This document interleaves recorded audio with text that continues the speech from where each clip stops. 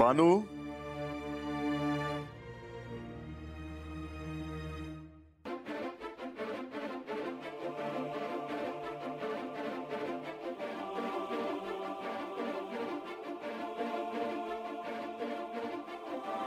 तेव्हा मला ठाव होतं का तुम्ही मला हाक माराल?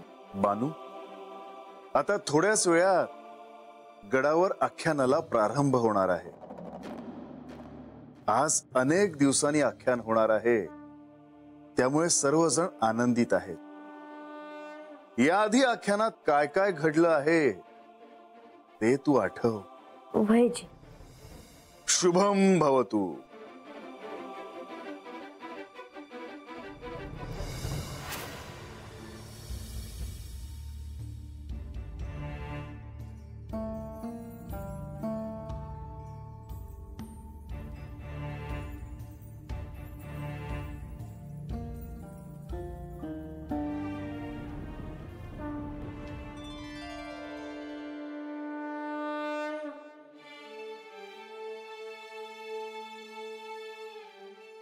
नारायण नारायण.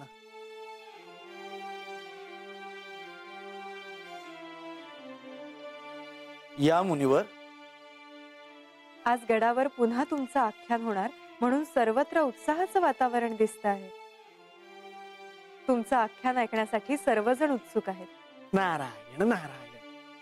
मला माझ्यावरचे दायित्व पूर्ण करता येत आहे, हेच माझ्यासाठी महत्वाचे आहे.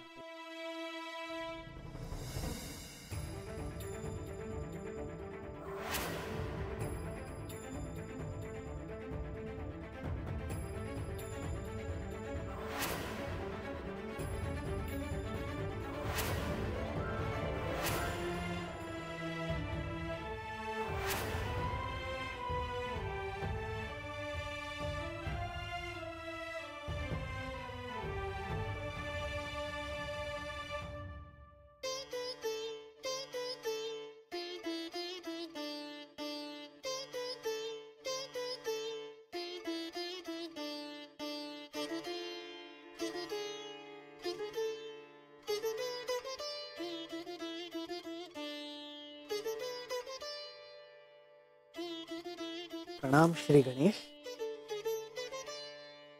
श्री गणेश, आज गडावर पुन्हा आख्यानाला प्रारंभ होत आहे. आपला कृपाशीर्वाद असावा.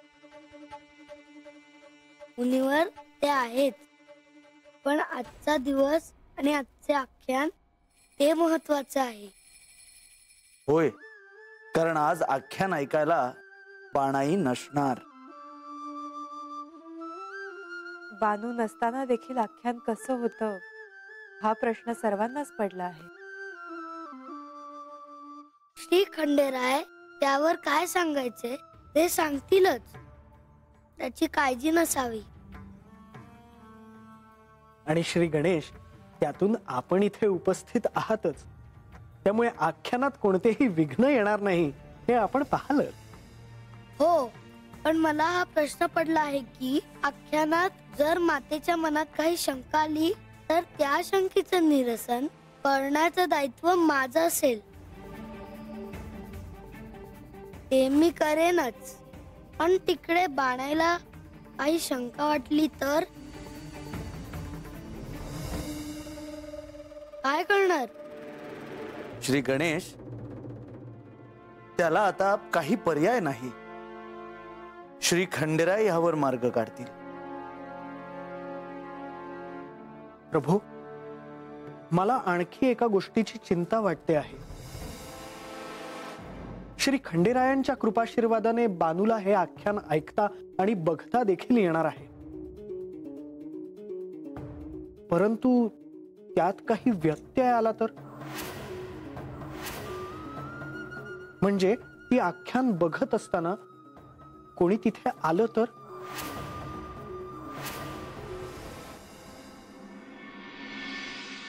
असं काही होणार नाही अशी आपण आशा करूया.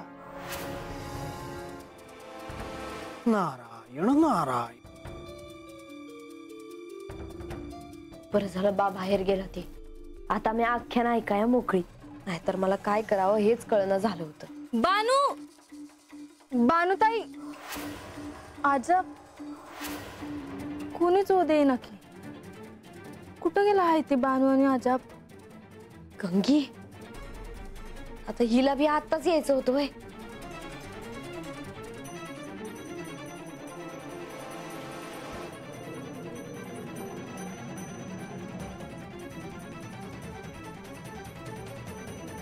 कुठं गेला ती कोणाच ठाव. आता बघते.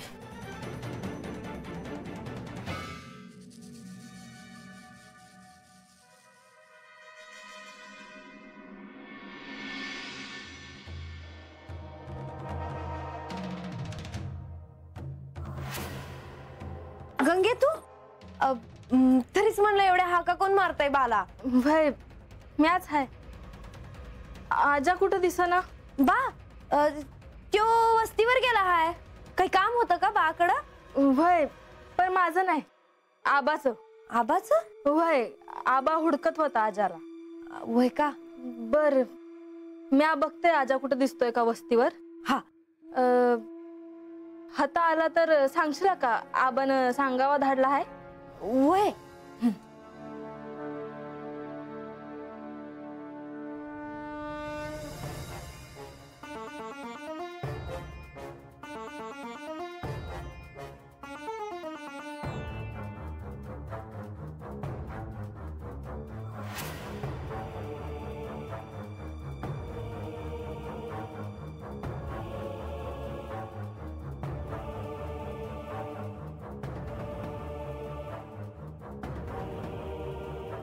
यांना असे कोणते कार्य करायचे आहे? पण बानू आज आख्यानाला नसणार याचे मला समाधान आहे.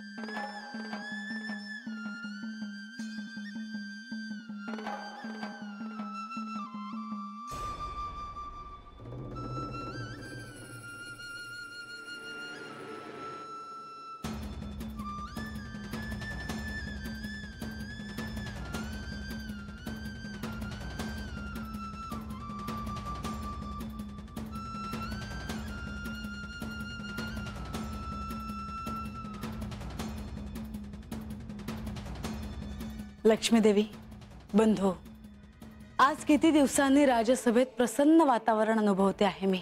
देवी, आज मुनिवरांचं आख्यान आहे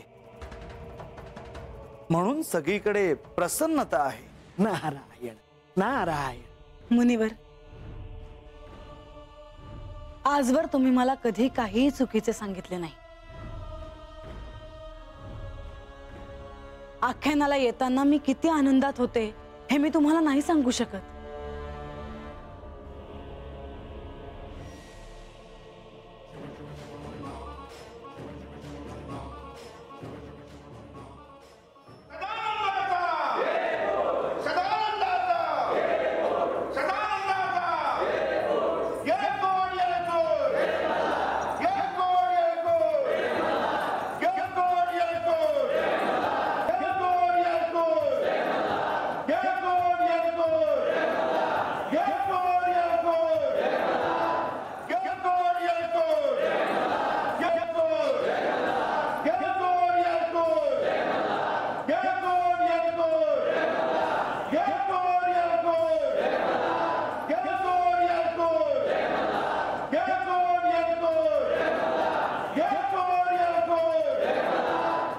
प्रणाम देवा. मुनिवर, आता अधिक वेळ न घालवता आपण आख्यानाला सुरुवात करूया. होय देव.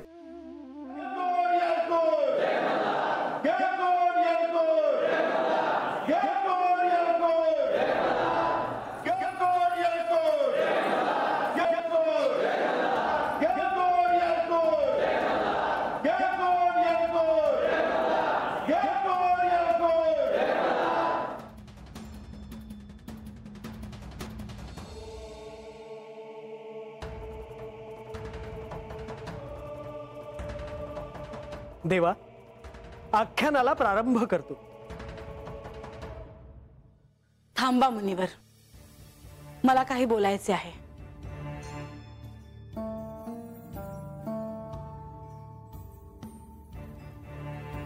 आज अनेक दिवसांनी गडावर आख्यान होते आहे. त्याचे कारण मला या ठिकाणी सांगायचे नाही. मी केवळ एवढेच सांगेन की बानू जरी जेजुरीत नसली तरी आख्यानात खंड पडणार नाही. आम्हा दोघींनाही आमच्या मूळ रूपाचे स्मरण व्हावे म्हणून हे आख्यान सुरू झाले होते. पण मला ही गोष्ट जाणवते की आज हे आख्यान ऐकण्यासाठी बानू मात्र इथे नाही.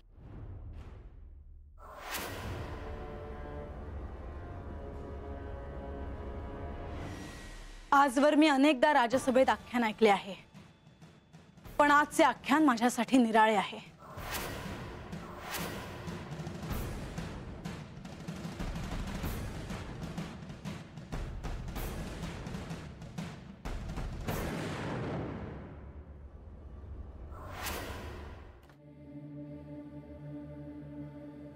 मुनिवर, आख्यानाला प्रारंभ करा. नमो नमस्ते गिरीशाय तुभ्यं.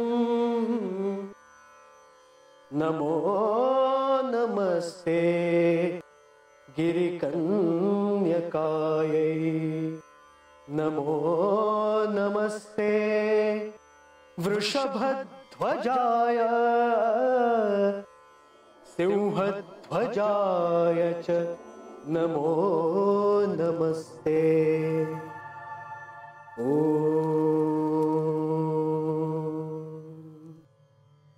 नमो नमस्तेस्तु विशासनाय.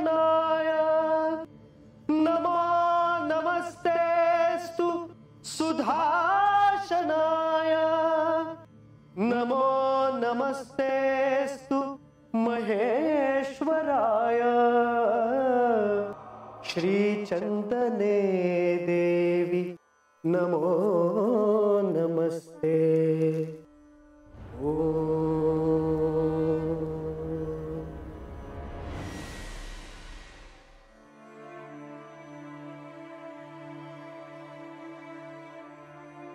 नारायण नारायण. तर कृतयुगात मणी आणि मल्ल यांचा वध करण्यासाठी महादेवांना श्री मार्तंड भैरवाचा अवतार धारण करावा लागला. त्या अवतार कार्याचे हे आख्यान आज मी तुम्हाला इथे सांगतो आहे.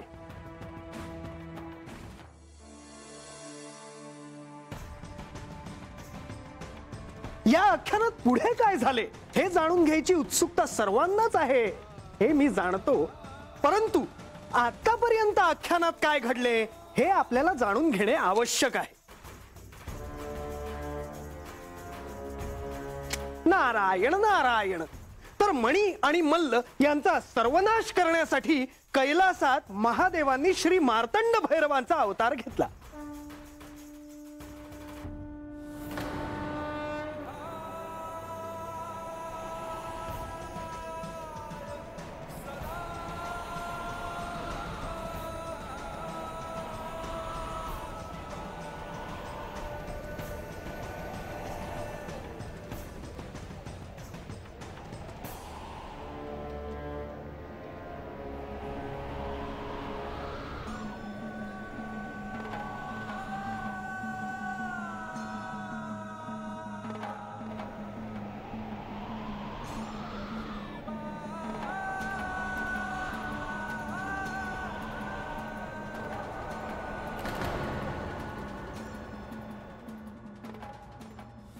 आपल्या जटांमधून घृतमारीची उत्पत्ती केली.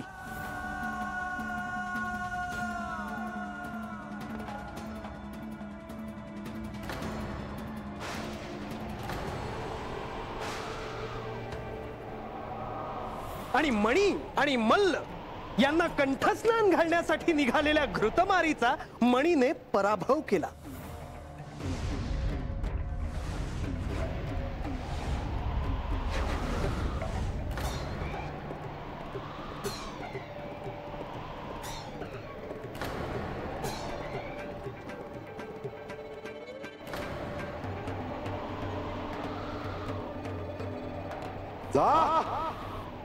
जाऊन सांग तुझ्या महादेवाला अजूनही वेळ गेलेली नाही. वेळीच सावध हो आणि हे युद्ध मागे घे. नाहीतर जशी तुझी अवस्था केली तशी साऱ्या देवतांची करेन आणि त्या महादेवाला देखील काहीही करता येणार नाही.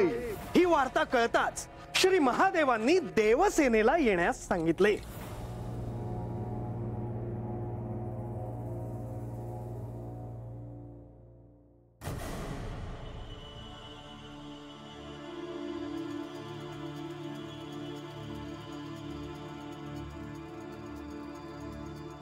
समस्त देवसेना कैलासात एकत्र आली आणि मल्हारपुराच्या दिशेने या देवसेनेने पुष्पक विमानातून महाप्रस्थान केले.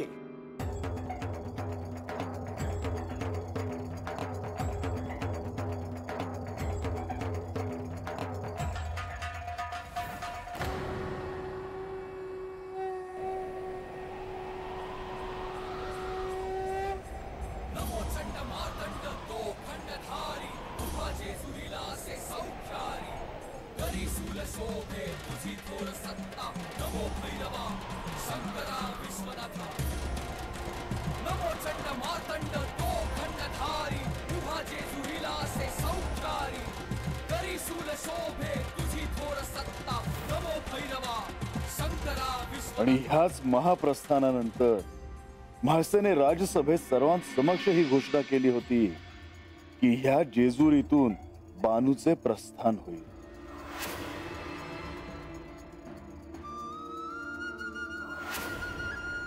मी श्री खंडेरायांची पत्नी म्हणून तुला यांच्या आयुष्यातून काढण्यासाठी अनेक प्रयत्न केले, पण त्यात मी यशस्वी नाही ठरले. म्हणून आज माझ्याकडे या सिंहासनाचा जो अधिकार आहे त्याचा उपयोग करून मी तुला आदेश देते की या जेजुरीतून माझ्या राज्यातून तू प्रस्थान कर. मला तुला या जेजुरीतून बाहेर काढायचं होतं, माझ्या दृष्टीतून बाहेर काढायचं होतं आणि तसंच केलं मी. सत्याचा विजय झाला बानू. शेवटी तू जिथून आली आहेस तिथेच तुला जावं लागतंय.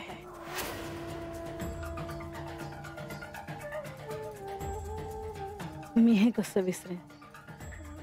या आख्यानातील महाप्रस्थानानंतर बानूच्या प्रस्थानाच्या विचाराची सुरुवात झाली होती.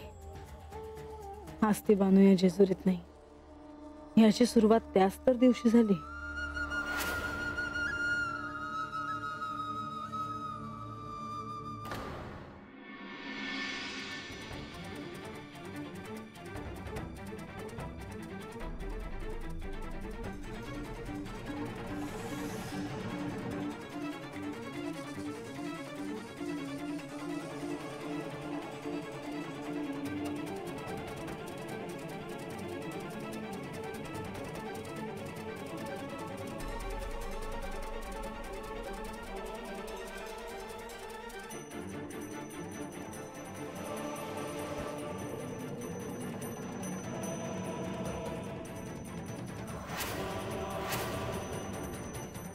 ही बानू कुठं गेली म्हणायची?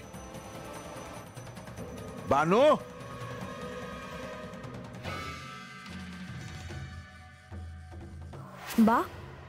बा कसं काय आला माघारी? वस्तीवर जाणार आहे म्हणला होता. ए बानू,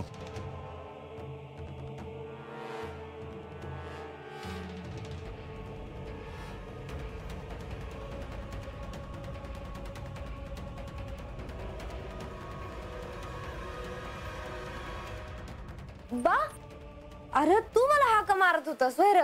अगं तुला ओ द्यायला काय झालं? आता जीव माझा कासावीस झाला. अरे त्यात एवढं काळजी करण्यासारखं काय आहे? मी आताच होते, तुझा आवाज ऐकला म्हणून दार उघडला. बरं, दार कशाला लावून घेतलं होतस?